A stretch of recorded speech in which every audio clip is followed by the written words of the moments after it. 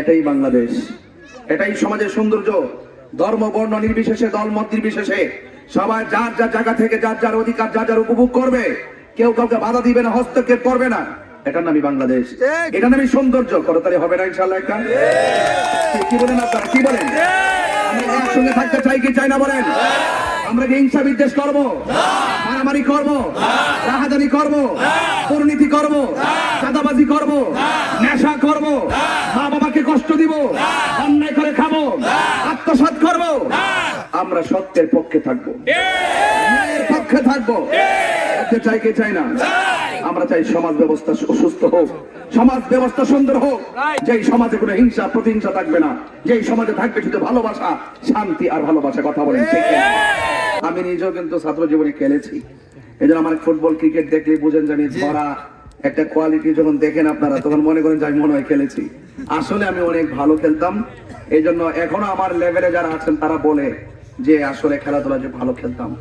তবে কথা হলো একটাই, পড়লে পড়ার মতো পড়ো, খেললে খেলার মতোই খেলো। কথা বলেন ঠিক কিনা?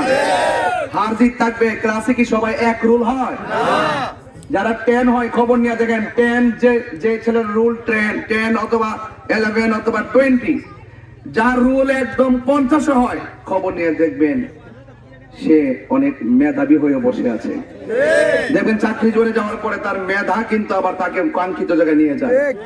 এই জন্য সিরিয়ালে তো 1 2 3 হবে, সবাইকে এক হবে। এই জন্য আজকেও জিতবে একজনই, এটি স্বাভাবিক। এই জন্য যারা হেরেছেন তাদের জন্য শুভকামনা, যারা জিতেছেন তাদের জন্য শুভকামনা। আজকে যারা হেরেছেন আগামীকাল তারা জিতবে, এটাই স্বাভাবিক। তবে আপনারা আমার জন্য দোয়া করবেন এবং আমিও আপনাদের জন্য দোয়া করি। আমি শুনেছি এই বাড়ির আশেপাশে অনেক গাছতলায় বাসতলায় অনেক মা বোনরা আছেন, মা বোনদেরকে আমার সালাম। এবং এই মাঠে যেমন আমি যখন ঢুকেছি, ঢোকার পরে দেখলাম সনাতন ধর্মের প্রায় অনেকগুলা যুবক ছেলে আমার সাথে এসে সেলফি তুললো, কথা বললো, কানে মুখে কথা বললো। আমি তাদেরকে, অন্য ধর্মে যারা আছেন তাদেরকে আদাব জানাচ্ছি।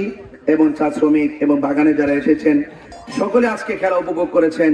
এখানে মুসলমান এসেছে, আদিবাসী থেকে শুরু করে অন্যান্য ধর্মে যারা এসেছেন সবাই গ্যালারি ভরপুর ছিল। ঠিক কিনা বলেন?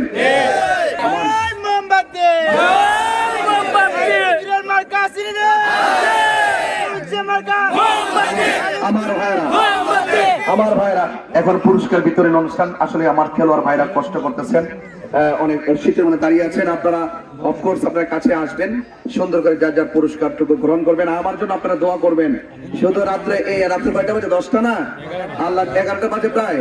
তাহলে আল্লাহ যদি আমাকে কবুল করে দিন রাত 10টা 11টা 2টা 2:30 আপনাদের পাশে মানবিক যুদ্ধ হয়ে সুখে দুঃখে থাকার মতন মনোমানসিকতা নিয়েই আমি আপনাদের মাঝে এসেছি এবং আপনাদের সাথে আমার আত্মার সম্পর্ক। এটা কি বিশ্বাস হয় আপনাদের? বিশ্বাস হয়? এই জন্য ইনশাআল্লাহ কথা হবে রাজপথে। আজকের এই সুন্দর মনোরম পরিবেশে অনুষ্ঠিত হয়ে গেল একটি ফাইনাল ফুটবল ম্যাচ। এই ফাইনাল ম্যাচে একদল বিজয়ী হয়েছে, আর একদল বিজয়ী হতে পারেননি। এটাই খেলার সৌন্দর্য। কথা বলেন ঠিক কিনা? খেলা হয়তো কেউ হারবে, কেউ জিতবে, অথবা খেলা ড্র হবে, এগুলোই খেলার সৌন্দর্য। এটা নিয়ে মন খারাপ করার কিছু নেই। আর আজকে যারা হারবে আগামীকাল তারা জিতবে, কারণ এই প্রজন্ম ফুটবল খেলার মাঠে আজ নেমেছে, এরাই তো আগামী দিনের ভবিষ্যৎ। কথা বলেন ঠিক কিনা? লড়াই থাকতে হবে, লড়াই। জীবন যুদ্ধ, লাইফ স্ট্রাগল। জীবন মানে হলো যুদ্ধ, লড়াই করতে হবে। এই লড়াই হবে সত্যের পক্ষে, এই লড়াই হবে অসত্যের বিপক্ষে, এই লড়াই হবে নীতির পক্ষে। কথা বলেন ঠিক কিনা? এই জন্য আপনারা, এবং এই লড়াই হবে দুর্নীতির বিরুদ্ধে, এই লড়াই হবে ঈমান আকীদা চেতনার পক্ষে, এই লড়াই হবে নেশার বিপক্ষে। কথা বলেন ঠিক কিনা? খেলাধুলা অত্যন্ত গুরুত্বপূর্ণ। খেলাধুলা শুধুমাত্র নিজের ফিটনেসকে ঠিক রাখে না, খেলা মানুষের মেধাকে ঠিক রাখে। যারা হার্ড ওয়ার্ক করে, যারা নিয়মিত খেলাধুলা করে, ফিজিক্যাল এক্সারসাইজ করে, আপনি খবর নিয়ে দেখবেন তাদের ব্রেনটা বড় টেকসই হয়। ইচ্ছা করলে কেউ তাকে ধোঁকা দিয়ে বোকা বানাতে পারে না।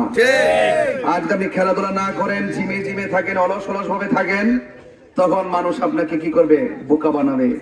হুট করে দেখবেন একটা বুদ্ধি কুপরামর্শ দিছে, আপনার বিবেক আর কাজ করে নাই, একলা বয়স আর কি কোর মধ্যে নেশাটা কইরা লই অলস হলে যদি আপনার মাঝে যদি কোনো এক্সারসাইজ না থাকে, আপনি যদি অলস হন, অলস মানুষকে বোকা বানাইতে সহজ। আর যারা হার্ড ওয়ার্ক করে, খেলাধুলা করে, লেখাপড়ার পাশাপাশি খেলাধুলা ভেরি ইউজফুল ফর হেলথ, স্বাস্থ্যের জন্য খুবই উপকারী।